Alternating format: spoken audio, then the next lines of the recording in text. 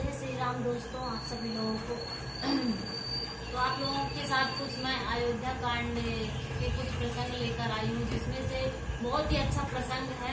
जब श्री रामचंद्र जी मतलब 14 वर्ष वनवास के लिए जा रहे थे तो अपनी पत्नी को कैसे समझा रहे थे, और सभी पुरुषों को ऐसा समझाना चाहिए जैसे श्री रामचंद्र जी समझा रहे थे कि आप सास ससुर की सेवा करो और सास ससुर की पूजा करो और आप घर पे ही रहो।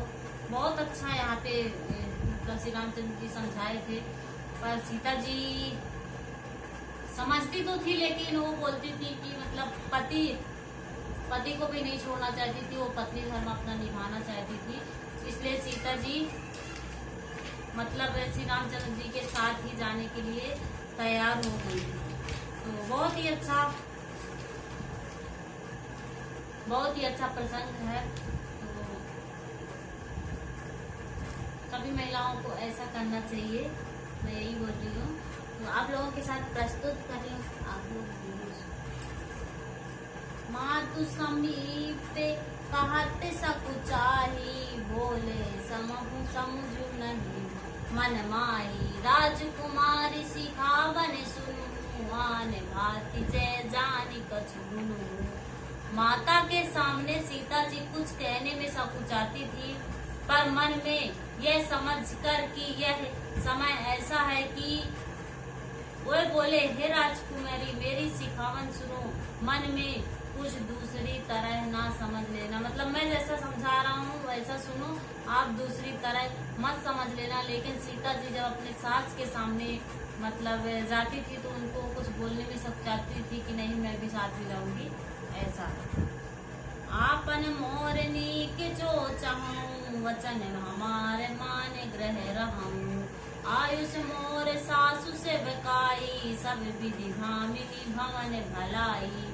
जो अपना और मेरा भला चाहती हो, जो अपना और मेरा भला चाहती हो, मेरा वचन मानकर घर पर रहो। हे भामिनी, मेरी आज्ञा का पालन होगा, सास की सेवा बन पड़ेगी, घर रहने में सभी प्रकार से आपकी भलाई होगी। एही के अधिक धर्म नहीं दूजा, सादर सासु ससुर पद पूजा। जब जब मातु करहि सुध हो मोहरी, हो यही प्रेम विकल मति घोरी।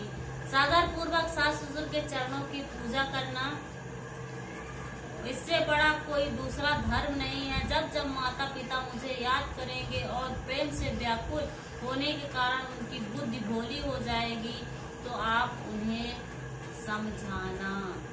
तब तब मोहि कही कथा सुनाई, सुंदरी समझा वही मृदुवानी। कहूँ सुभाग्य सपत सत मोही, सुकुम मातु हित राखूं तोही।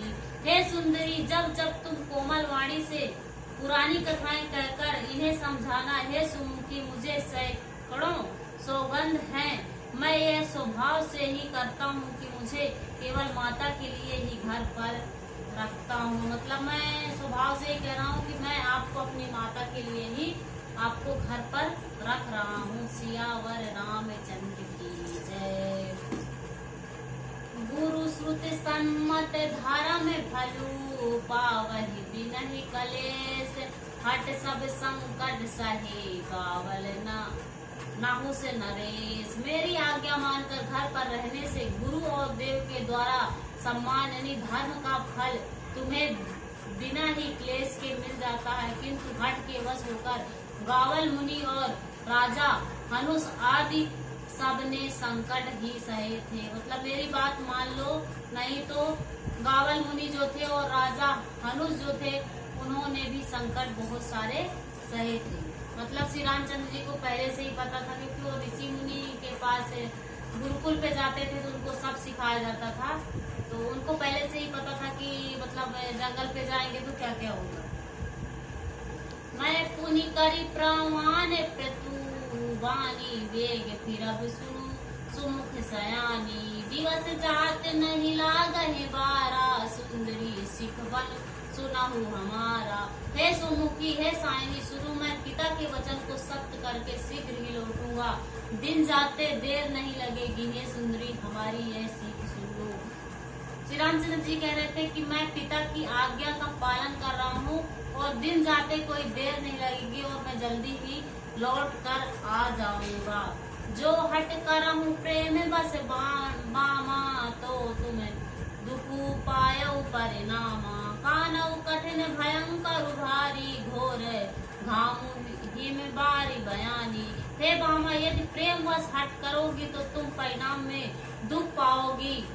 यह बड़ा कठिन और भयानक है। वहाँ की धूप, जड़ा, वर्षा और हवा सभी बड़े भयानक होते हैं। मतलब यदि आप मतलब जबरदस्ती कर रही हो तो वहाँ पे जाकर आप बहुत बड़ा दुख पाओगी। इसलिए आप यहीं रहो। वहाँ की वर्षा, धूप जो है वो बहुत ही भयानक है क्योंकि पहाड़ों में बहुत ज्यादा तपता है। उस कंटक मगे कंकर नाना चल बे पया देहु बिन पद त्राना। चरण कमल मृदु मंजू तुम्हारे मार्ग आगम भूमि धर भारे। रास्ते में फूस, कांटे और बहुत से कंकड़ हैं। उन पर बिना जूते के पैदल ही चलना होगा। तुम्हारे चरण कमल कोमल और सुंदर हैं और रास्ते में बड़े बड़े दुर्गम पर्वत भी पड़ेंगे। कंदर खोई नदी नद नारे अगम आघात न जही निहारे। भालू बाग व्रत के यही नागा कहा नाद सुनी धीरज भागा। पर्वतों की गुफाएं, खोए, नदियां, नद और नाले ऐसे अगम और गहरे हैं कि उनकी ओर देखा तक नहीं जाता। रीछ, बाघ, भेड़िए, सिंह, हाथी ऐसे भयानक मतलब शब्द करते हैं कि उन्हें सुनकर धीरज भाग जाता है। मतलब ऐसे वो शोर करते हैं, हाथी वाथी ऐसे आवाज करते हैं कि मतलब धीरज नहीं धरा जाता। सियावर रामचंद्र की जय। भूमि शयन बल कम बसन अंशु निकंद फल मूल ते की सदा सब दिन मिलहि सबहि समय अनुकूल। जमीन पर सोना पड़ेगा, पेड़ों के छाल के वस्त्र पहनना पड़ेगा और कंद मूल फल भोजन करना पड़ेगा और वे भी क्या सदा सब दिन मिलेंगे। सब कुछ अपने अपने समय के अनुकूल मिलेगा। नहीं, आप हमारे साथ जाओगे तो जमीन पे सोना पड़ेगा और पेड़ों की छाल के आपको कपड़े पहनना पड़ेगा तथा कंदमूल फल खाकर मतलब फल फूल खाकर आपको भोजन करना पड़ेगा। वो भी सदा सब दिन मिलेगी। मतलब 14 वर्ष आपको वही मिलेंगे और आपको समय के अनुकूल नहीं मिलेगी। मतलब भूख अभी लगी है तो आपको अभी नहीं मिलेंगे। जब जाएंगे रास्ते में, जब मिलेंगे तब आप भोजन कर सकते हैं। ना आहार रजनी चरही कपट वेश विधि कोटि के करही। लागही अति पहाड़ कर पानी विपति विपति नहीं जाई बखानी। मनुष्यों को खाने वाले निशाचर यानी कि राक्षस फिरते रहते हैं। वो करोड़ों प्रकार के कपट रूप धारण कर लेते हैं। पहाड़ का पानी बहुत ही गहरा, वन की विपत्ति बखानी नहीं जा सकती है। व्याल कराल बिहग बन घोरा निशिचर निकल नारी नर चोरा। डरपति धीर गहै सुधियाए मृग लोचन तुम्हें वीर सुभाए।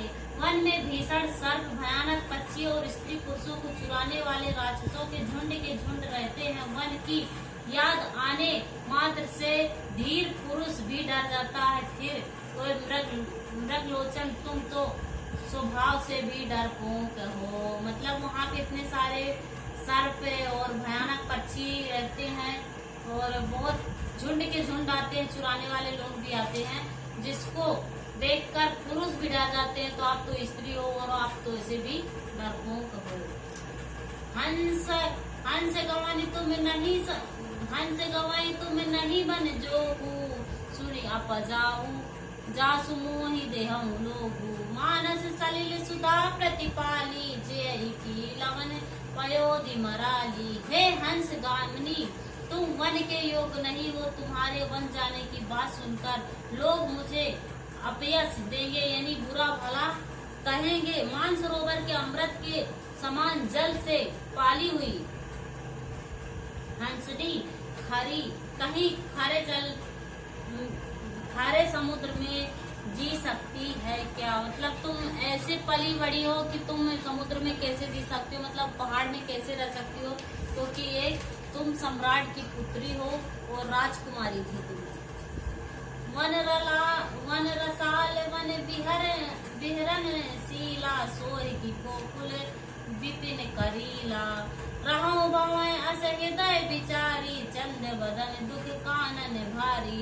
नवीन आम के वन में विहार करने वाली कोमल और कलील के जंगल में शोभा पाती है। हे चंद्रमुखी, हृदय में ऐसा विचार कर तुम घर पर ही रहो, वन में बड़ा कष्ट है। सियावर रामचंद्र की जय।